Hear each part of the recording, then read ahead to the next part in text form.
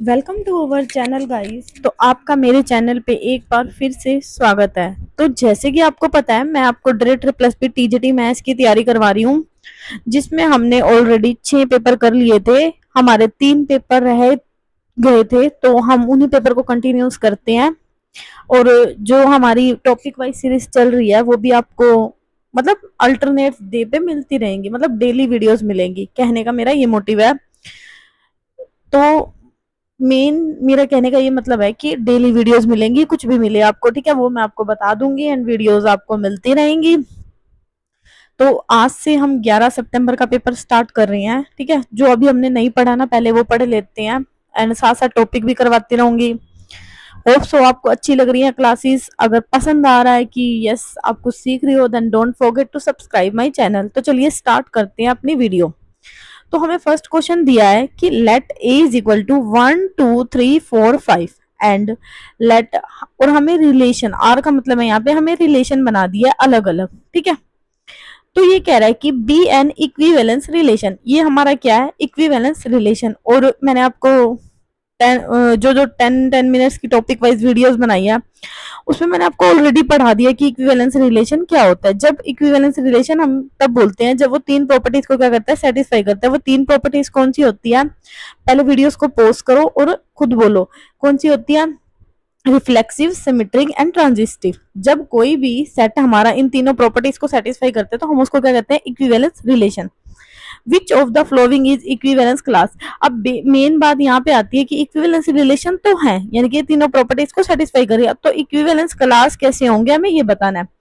तो equivalence class क्या होती है, इसके लिए मैं थोड़ा सा आपको बताती हूँ। बेसिक इक्विवेलेंस क्लास हमारा होता है कि हमारा कोई भी एक एलिमेंट है, ठीक है। जनरली मैंने यहाँ पे लिख लिया हमारा एलिमेंट क्या है, ए। उस ए को हम इस टाइप से डिफाइन करते हैं कि यहाँ पे x belong to A, x कोई अदर एलिमेंट हो सकता है, उस अदर एलिमेंट का इस एलिमेंट के साथ क्या होना चाहिए, रिलेशन होना चाहिए, ठीक है। तो हम बोल देंगे कि वो हमारा जो भी एलिमेंट है वो कुछ किसे सेटिस्फाई कर रहा है, इक्विवेलेंस क्लास को। नहीं आया समझ, ठीक है, मैं समझ गया, भी नहीं समझ में आया। इसको करने से पहले ना, पहले मैं एग्जांपल बताती हूँ। जैसे है मेरा 1, ठीक है। अब आओ ऊपर जो आपको रिलेशन दिया है क्वेश्चन में कि क्या दिया है, 1 1। अब यहाँ पे देखो 1 मैंने क्या एलिमेंट लिया, पहले एग्जांपल से बताती हूँ फिर इस पे दोबारा से आती हूँ, फिर आपको समझ में आ जाएगा इक्विवेलेंस क्लास है क्या। जैसे यहाँ पे क्या है 1। अब आपको ये रिलेशन बना के दिया हुआ है ना कि 1 1 1 3 1 4। अब पहले ना, सबसे पहले ये देखो जो ये 1 है ना, ये 1 पहले पहले आना चाहिए, मतलब लेफ्ट साइड पे 1 कहाँ का है, ये रहा, ये रहा 1 4 एंड और किस में है, ये रहा 1 5, ठीक है। तो यहाँ पे हमारे हमें क्या मिल गए, चार एलिमेंट मिल गए, 1 2 3 4, मतलब चार रिलेशन मिल गए, किसके साथ, 1 के साथ। अब देखना यहाँ पे जो ये वाला एलिमेंट होगा ना, राइट साइड वाला 1 के, ये क्या बनाएगा, 1 के साथ रिलेशन बनाएगा। तो हम यहाँ पे राइट वाले एलिमेंट को लेंगे, यहाँ पे लेंगे, हमने लिए क्या लिया है 1, जो कि लेफ्ट साइड है। अब हमने देख लिया कि इस जो हमें रिलेशन बना के दिया हुआ है इसमें हमारा 1 1 कहाँ पे सेटिस्फाई करता है। तो अब आप इसमें देखो कि जो 1 1 है ना हमारा कहाँ पे सेटिस्फाई करता है। जैसे अभी मैंने आपको चार रिलेशन बनाए, 1 का क्या है, किसके साथ रिलेशन बन रहा है, 1 के साथ, तो यहाँ लिख दो 1 राइट साइड पे। 1 किसको ले रहा है अपना, 1 किसके साथ रिलेशन बना रहा है, 3 के साथ, तो यहाँ लिख दो 3। 1 किसके साथ रिलेशन बना रहा है, 4, तो यहाँ लिख दो 4। 1 किसके साथ रिलेशन बना रहा है, 5, तो यहाँ लिख दो आप 5, ठीक है। तो यहाँ से 1 हमारा क्या हुआ, हमने कोई एलिमेंट लिया जर्नली, और यहाँ पे जो 1 3 4 5 इसने क्या किया, ए के साथ क्या बनाया, रिलेशन बनाया जो कि हमें गिवन था। तो यहाँ पे जो ये 1 3 4 5 है, ये आपके क्या हो गए, एक्स कोई एलिमेंट है जो कि किस में से आया, आर में से, और ए और एक्स इसका रिलेशन किस में इसका जो रिलेशन बन रहा है ये भी हमें गिवन है। तो वो यहाँ से हमारी इक्विवेलेंस क्लास क्या कहती है कि हम कोई भी एलिमेंट उठाएं, ध्यान से देखना, कोई भी एलिमेंट उठाएं, उस एलिमेंट का अदर एलिमेंट के साथ जब हम रिलेशन करते हैं तो वो हमारा सेटिस्फाई होना चाहिए।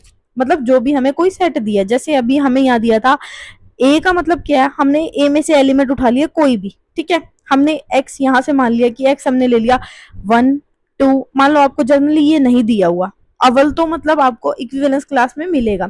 अगर आपको ये नहीं दिया हुआ ना तो इक्विवेलेंस क्लास में और क्या बोलते हैं, मैं थोड़ा सा और डिटेल में बताती हूँ आपको। तो थोड़ा सा और डिटेल में पढ़ते हैं अब हम।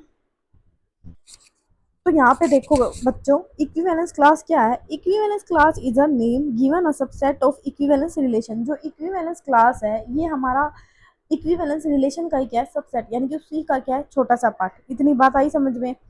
अब which include all the element that equivalence to each other, ये क्या बोल रहा है कि इसके अंदर ना सारे के सारे एलिमेंट क्या होते हैं, इंक्लूड होते हैं। जैसे मैंने अभी आपको दिखाया था कि हमें ए सेट दिया हुआ, उसमें कितने एलिमेंट थे, 1 2 3 4 5। ठीक है, मैं रफ पेज ले लेती हूँ, साथ साथ आपको बताती हूँ अच्छे से। तो मैंने रफ पेज ले लिया। जैसे ये क्या बोल रहा है कि अभी मैंने आपको एक सेट बताया था ना, उस सेट में कितने एलिमेंट थे हमारे, 1 2 3 4 5। ठीक है, ये एलिमेंट थे। अब इन एलिमेंट में जैसे मैंने 1 लिया, ठीक है, मैंने 1 का रिलेशन देखा कि ये किस किस के साथ सेटिस्फाई है। मतलब ये सारी चीजें इसमें क्या हो रही थी, इंक्लूड हो रही थी। क्या ये जो हमने एक एलिमेंट ए लिया वो हमारा किसका सबसेट है, जो हमें गिवन एलिमेंट था उसी का ही क्या है, सबसेट है, यानी कि उसी में क्या कर रहा है, इंक्लूड कर रहा है। तो यहाँ से यही तो कह रहा है कि some equivalence relation which include all the element that are equivalence to each other. आई बात समझ में इस लाइन का मतलब। अब थोड़ा सा आगे बढ़ते हैं। Let R be an equivalence relation on a set A, the set of all the element which are related to element X of a set A is called equivalence class. जो कि मैंने आपको वहां पे बताया था कैसे, कि जो हमारा एक्स है, हम कोई भी एलिमेंट उठाते हैं किस में से, हमें गिवन सेट में से, उस ये एलिमेंट भी हमने उठाया गिवन सेट में से, और ये एलिमेंट भी, दोनों हो क्या हो सकते हैं, डिफरेंट। इन दोनों का जब हमने कॉम्बिनेशन किया तो उसने क्या बना दिया, एक रिलेशन। तो उसने जब रिलेशन बना दिया तो हम जो एलिमेंट हमने यहाँ लिया, तो हम उस एलिमेंट को कहेंगे कि इक्विवेलेंस क्लास ऑफ ए, मतलब जो हमें गिवन सेट था वो क्या हो गया, इक्विवेलेंस क्लास। ये तो ही एक बात। अब यहाँ से आपको थोड़ा बहुत ही समझ में आया होगा मुझे जहाँ तक लग रहा है, क्योंकि थोड़ा सा ना अजीब चैप्टर, हम पढ़ते नहीं है इतना इन चैप्टर को। ठीक है, जैसे यहाँ पे कहने का क्या मतलब है, अब आपको क्वेश्चन में क्या गिवन था, कि क्वेश्चन में आपको एक सेट बना के दिया हुआ था कि 1 2 3 4 5। ध्यान से देखना। ठीक है, और हमें गिवन था, हमें रिलेशन गिवन था कि 1 का 1 के साथ, 1 का 2 के साथ, 1 का 5 के साथ, ऐसे हमें रिलेशन गिवन थे।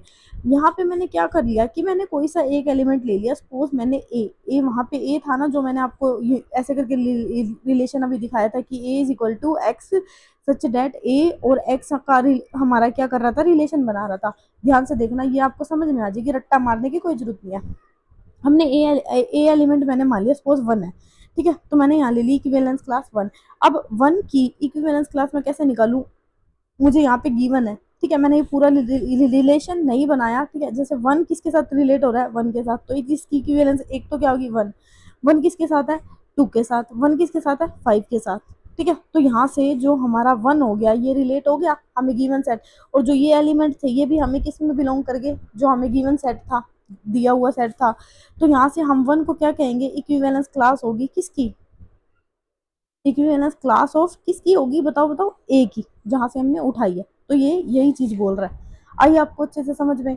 अब मान लो आपको ये रिलेशन नहीं गिवन है, और आपसे पूछ ले कि बताओ बच्चों इक्विवेलेंस क्लास है, तो आपको कुछ ना कंडीशन गिवन होगी उस केस में।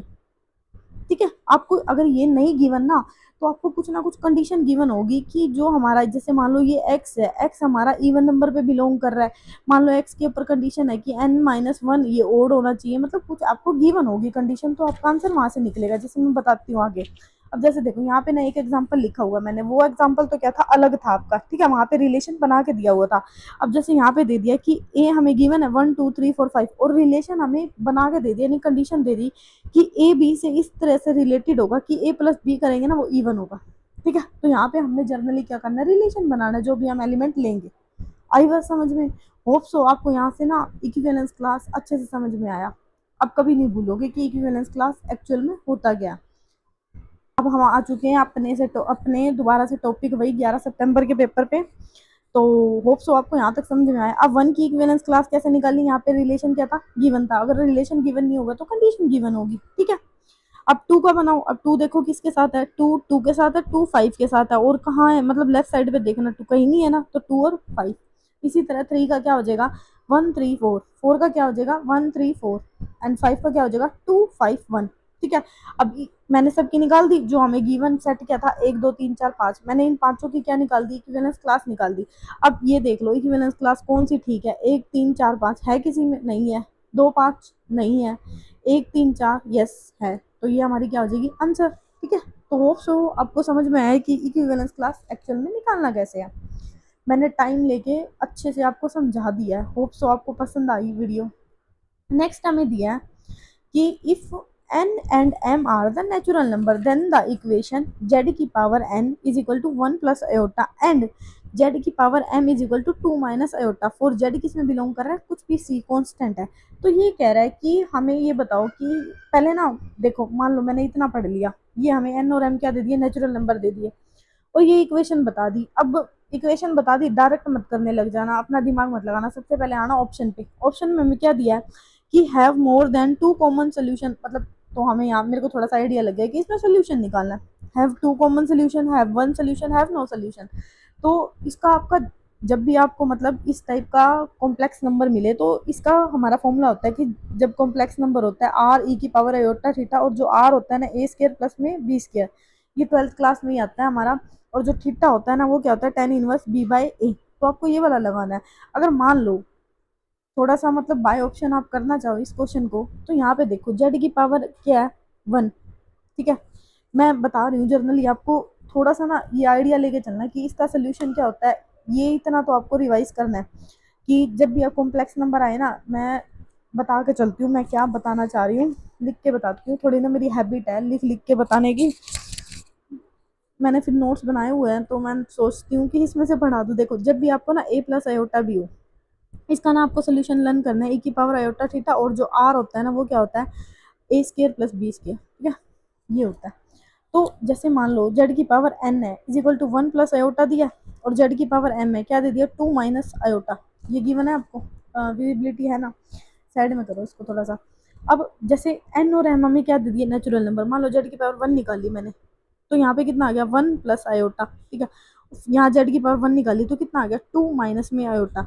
तो थोड़ा सा आप दिमाग लगाओ, देखो अगर मैं इसका पूरा ना करना चाहूँ, यहाँ पे 1 माइनस आयोटा है, यहाँ पे क्या आ गया 2 माइनस आयोटा आया, ये वैसे ही नहीं आ रहे। मान लो जेड का 2 ले लो, नेचुरल नंबर है ना, तो 1 प्लस आयोटा, इसका हर बार यही आएगा, जेड की पावर 2 ले लो, इसका क्या आएगा 2 माइनस आयोटा, क्योंकि ये कॉन्स्टेंट है, चेंज होने वाले नहीं है। तो एक तो ये है कि भाई देखो इसका 1 प्लस आयोटा है, इसका क्या है 2 माइनस आयोटा। तो अगर मैं इसका सोल्यूशन देखूँ जर्नली, ऑप्शन से बता रही हूँ कि भाई इसमें ना कॉमन तो कुछ है ही नहीं, नो कॉमन रूट, यहाँ से आया समझ में। मान लो आपको ये फॉर्मूला भी नहीं पता था, कुछ नहीं पता था, ठीक है, जनरली आपने जो गिवन था, आपको क्वेश्चन में गिवन था ना कि एन और एम आपको क्या दिया नेचुरल नंबर दिया और इस टाइप के है, तो सिंपली मैंने क्या करा उसमें पुट करके देख लिया, और मेरे को देखा कि यहाँ पे तो 1 प्लस ए होता है, यहाँ पे क्या आ रहा है 2 माइनस ए होता है, भाई किसी भी एंगल से ये सेम होंगे नहीं इनके सोल्यूशन, तो मेरे को यहाँ से पता चल गया इनमें कोई कॉमन सोल्यूशन है ही नहीं। एक तो तरीका हो गया ये, ठीक है, स्मार्ट अप्रोच बोलते हैं इसको। और एक तरीका होता है कि आर निकाल लो, ए का स्केयर प्लस बी का स्केयर, ये होता है। तो ए क्या हो गया अंडर 1 प्लस 1, क्योंकि 1 का स्केयर है ना, तो अंडर रूट 2 हो गया। ठीक है, और यहाँ से आर हमारा क्या हो जाएगा 2 का स्केयर माइनस में ओटा का स्केयर प्लस 1, यानी कि अंडर रूट 5।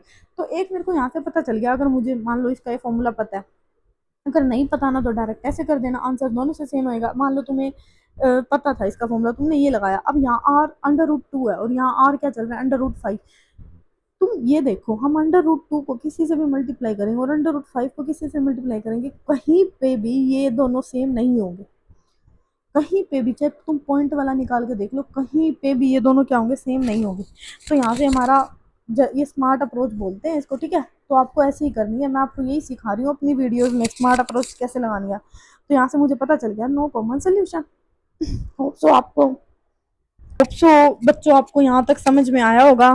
सो अभी के लिए इतना ही रखते हैं, ज्यादा लंबी लंबी वीडियोस नहीं रखते, ठीक है, क्योंकि मैं इंटरेस्टिंग वे में पढ़ाती हूँ, मुझे टाइम लगता है थोड़ा सा बोल बोल के। तो होप सो आपको समझ में आ रहा होगा। सो अभी के लिए इतना ही, मिलते हैं कल। So thank you so much for watching my videos.